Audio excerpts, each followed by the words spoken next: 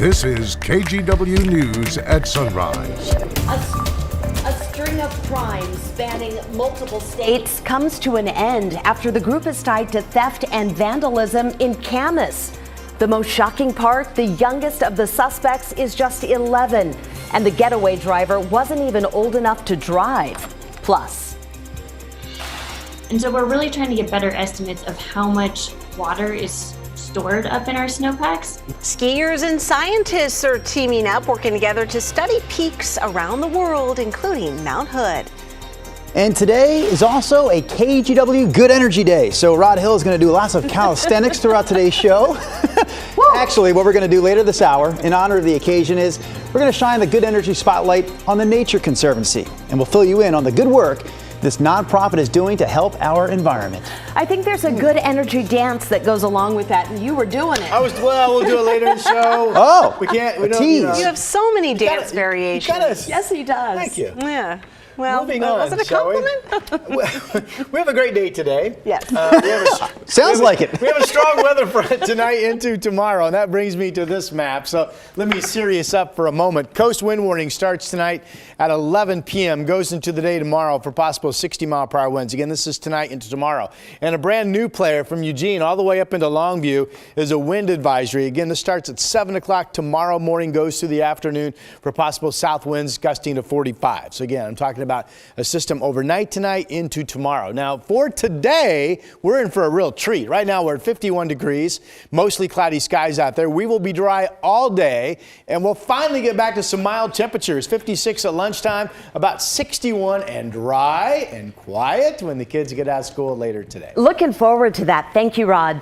Well, we start off this morning with some big news for families looking to get their young kids vaccinated from COVID. Here in Oregon, more than 300,000 kids between 5 and 11 could soon get a shot after the CDC gave its final approval yesterday. Health experts from West Coast states are reviewing the data, and they could announce their recommendation as soon as today. After that, state health officials will tell providers they can start administering shots. These child-sized vaccines contain just a third of the dose given to teenagers and adults. In the meantime, doctors with the Oregon Health Authority say they're really concerned about vaccination levels in minority communities. We're going to share some of the latest numbers right here. So the latest numbers show that under 60% of Latinos and African Americans in Oregon are fully vaccinated. Among white Oregonians, that vaccination rate is closer to 70%. Lieber Ford works with Self Enhancement Inc. It's a local nonprofit that works with young people in underserved communities in Portland. And over the last few months, SEI has held about a dozen events where they vaccinated close to 1,000 people. So each of our vaccination sites were very culturally specific. So you walked in, there was music playing, we had good food, lots of faces that looked like yours showed up, and smiles. And the first thing we did is in that welcoming environment is educate you. If you haven't gotten a COVID shot yet, Multnomah County is still holding weekly clinics, and we have a link on our website with more information on where those clinics are happening. To politics now, and the results coming in from local elections yesterday. There were several big issues on the ballot in Clark County we have been following.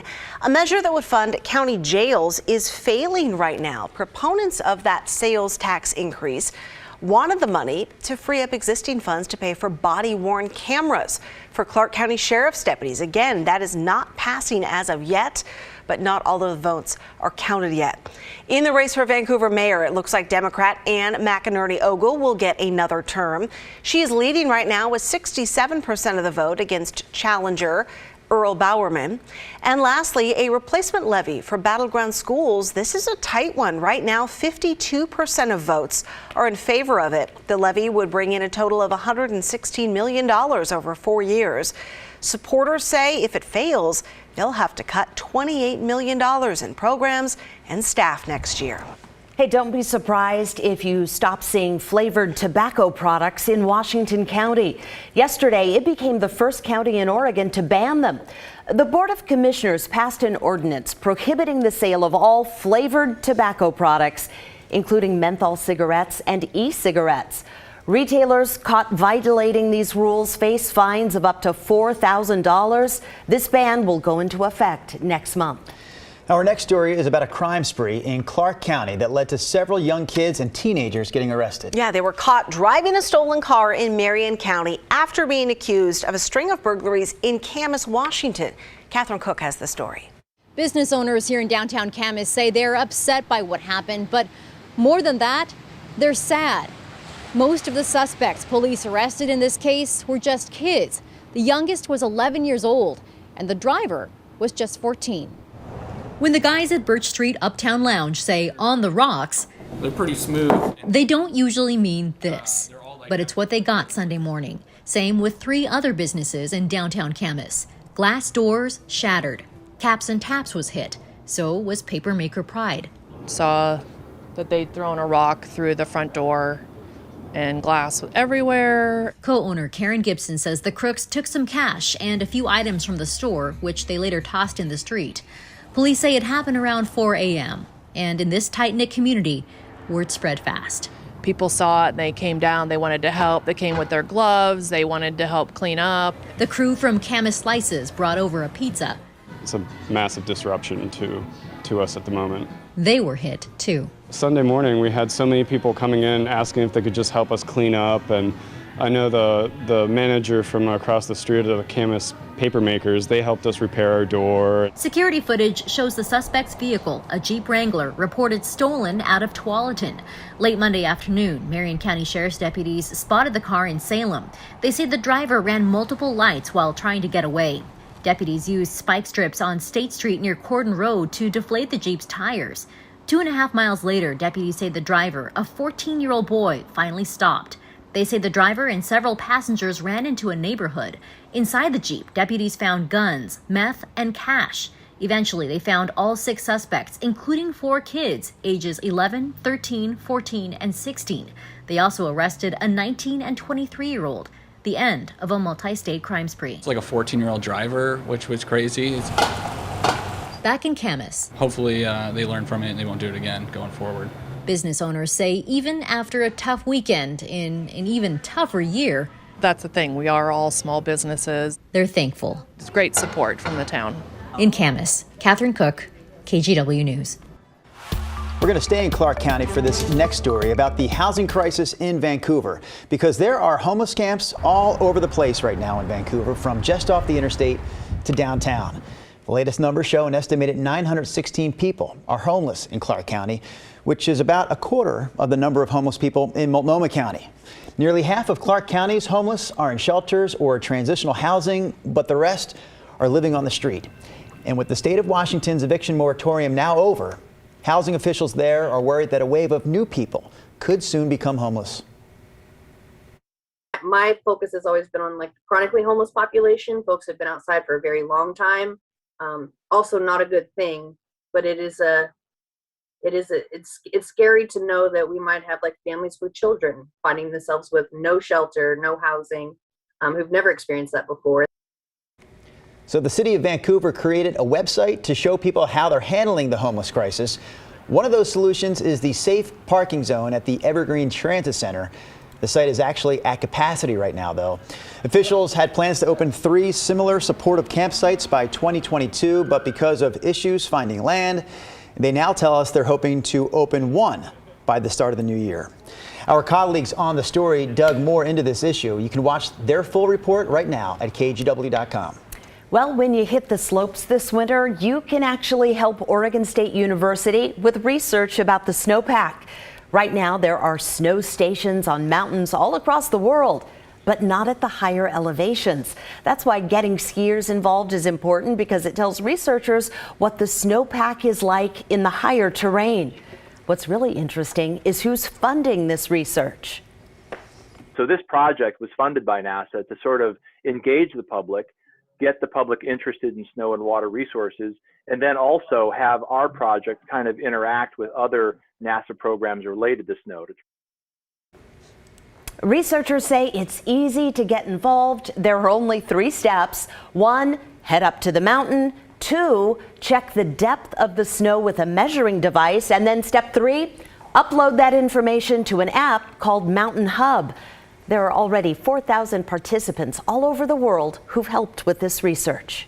On a normal day, we would have gone from Snowpack to Rod Hill. but this is not a normal day. This is Sandwich Day across the United States of America. So in honor of that, we're hanging out at a very popular sandwich shop here in Portland, Lardo. That's the Southeast Hawthorne location for Lardo. They now have 3 spots. There's another one downtown, and they also have a new location, new this year, in Lake Oswego. So Eric will be there all morning long, checking out the sandwiches, Rod Hill, that you can find at Lardo. Have you brought their sandwich? Have you done a segment on them before where you've brought their sandwiches into the studio? Just get to the point of the question. Have you ever had their sandwiches courtesy of my segments? Is that what you're asking? I have not, I don't think. Have I? You know what, Rob? We have done a segment there, but I don't think we did bring a sandwich back. So today is the day, perhaps. Eric Patterson, if you're listening, maybe Rod gets one of those Lardo sandwiches. I like the name. I like the pig out sign. I like the entire concept of a sandwich. You just need one of the sandwiches now. Yes. All right.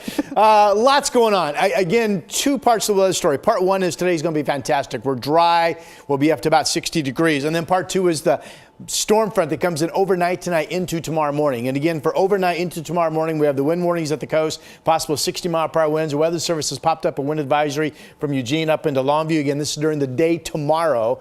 Worst winds probably in the morning hours, possible south gust up to about 45 miles per hour. So here's what our forecast model says in terms of wind. So we're okay through mid-evening. This is tonight at 9 p.m., right? Winds are kicking from the south, no big deal. Then we get after midnight, things start to pick up. Here's a 39-mile-per-hour wind gust down in Newport. This is tomorrow morning, early tomorrow morning, 5, 6, 7. That's when the actual front comes in. So this shows Newport now kicking to 44 miles per hour. Salem up to 33 coming up from the south. There's a 37, maybe 40 mile per hour gust in Salem at 9 a.m. Doesn't show as much up through Portland. And then by 4 o'clock in the afternoon, certainly the worst of the wind is over, but it's still breezy from the south. So that's not what I would call a wind storm, but it's a pretty good blow. And 40-mile-per-hour winds often can be enough to bring down some branches and kick out some power in some areas. So that's tomorrow, okay? All right, here's the storm. The low is developing right here. This would be the wind maker, and then that batch of clouds ahead of it. No rain in this for us. A dry day today, but the rain will be coming in this evening. What time tonight? 7 o'clock. Here it is at the coast. And then here at 8:30, we're starting to see the rain, and then it's really wet overnight. And there's a second heavier shot of rain coming in early tomorrow morning as well. 61 today, great. Tomorrow, winds blowing, rain's coming down. And then not as active as tomorrow, but more fronts for the weekend. Keep the rain machine alive, and that is your forecast. All right, Rod, thank you. Hey, still ahead this morning, a 100-year-old ship has now sunk in the Columbia River, and now it might sit there for years. How this boat and others like it will end up costing taxpayers and the state millions of dollars if it ever gets cleaned up. Plus, President Biden has said the U.S. falls far behind other countries when it comes to guaranteed paid family leave. But is that true? Our Verify team looks into the facts after the break. And as we go to commercial, here's a tip to be more eco-friendly while washing your clothes.